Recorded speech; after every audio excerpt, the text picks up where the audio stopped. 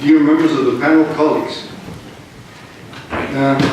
It is a distinct honor to participate in the third annual dialogue in commemoration of the World Interfaith Harmony Week in the Palais des Nations with the objective of advancing peace through interfaith harmony. I have had the honor of being in the three dialogues, so I find myself very at home with my friends. This important issue. Very difficult to conclude such remarkable interventions and so rich in multiplicity, in aspects of multiplicity. It is a theme that brings us to the United Nations to talk about what is happening in the world. The distinguished members of the panel each have given their perspective on this very relevant and timely topic, which now, more than ever, is vital to obtaining peace in the world we live today. As has been repeated, based on Resolution A65, that proclaims that the first week of February of every year as the World Interfaith Harmony Week between religions, faiths, and beliefs, we are here today to give our testimony that we need to reaffirm that mutual understanding and interreligious dialogue constitute an important dimension of culture for peace. The culture for peace and nonviolence has always been in the forefront of the United Nations debates since the inception in 1945. Many efforts, and by the UN General Assembly and other bodies, to foster the dialogue amongst all faiths. For me, on a personal basis, it is a moral imperative to look for roads that will foster the use of interfaith dialogue as an instrument for peace. We have witnessed conflicts of many kinds in all parts of the world, but the challenging pitting brother against other brother because of faith is a question that begs to be answered. Why, at all these conflicts, come to brutal realities and their participants belong to creeds that foster peace and understanding? The world needs to rethink our premises and our conclusions. I have also signed, as a member of civil society, an important initiative by the Office of the High Commissioner on Human Rights on this subject, and the conclusion of two important meetings of civil society actors held in Rabat in 2012 that promulgated the Rabat Plan of Action and 8 commitments to the faith of rights. And in Beirut in 2017, the issue of a declaration that looks to enhance cohesive, peaceful, and respectful societies. These steps in the direction to obtain world peace are instrumental and come in the most opportune moment. The faith of rights promises to be a new chapter in the evolution of human rights.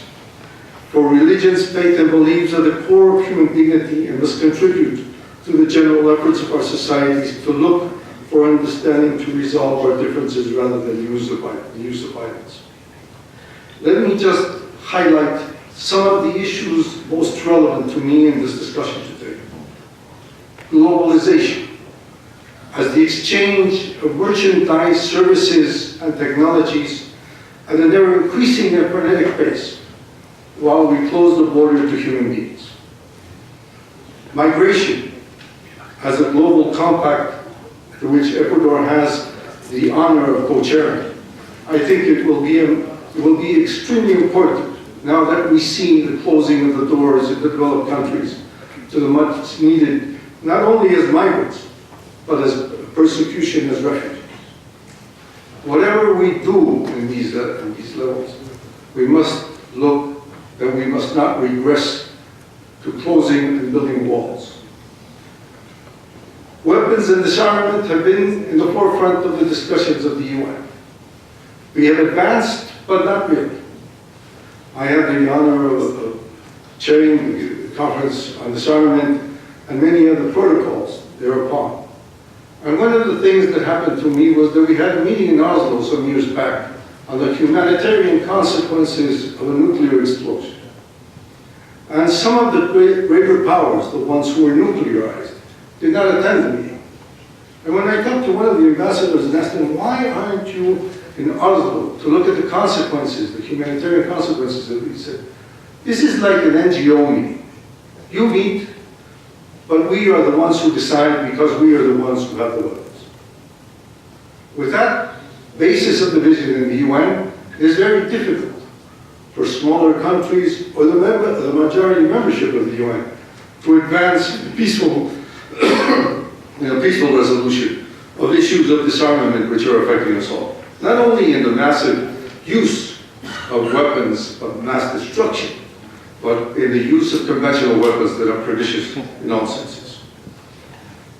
We have not touched on issues, but very slightly said that something that I would like to bring forward, climate change. We are looking at the evolution of a phenomenon that is affecting all, creating migrations, creating refugees, creating disasters.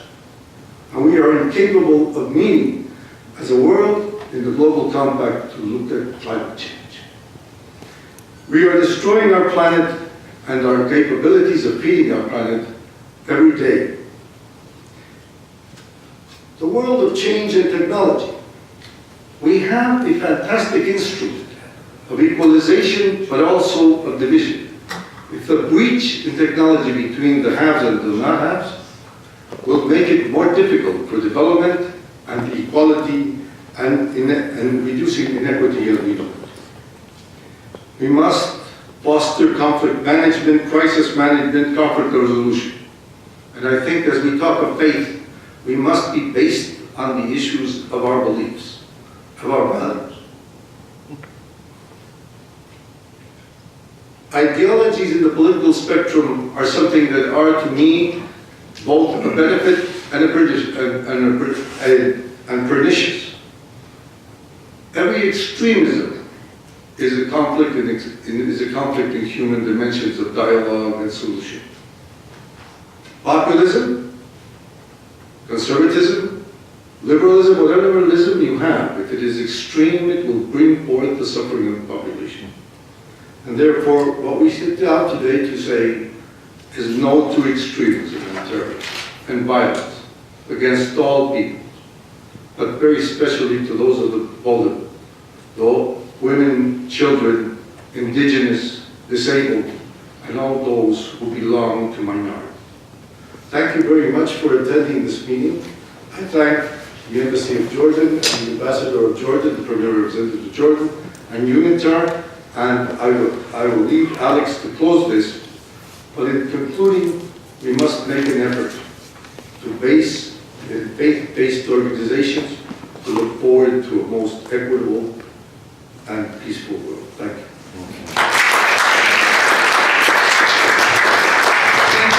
Thank you, Excellency. Simply, I open on behalf of UNITAR, I'm Assistant Secretary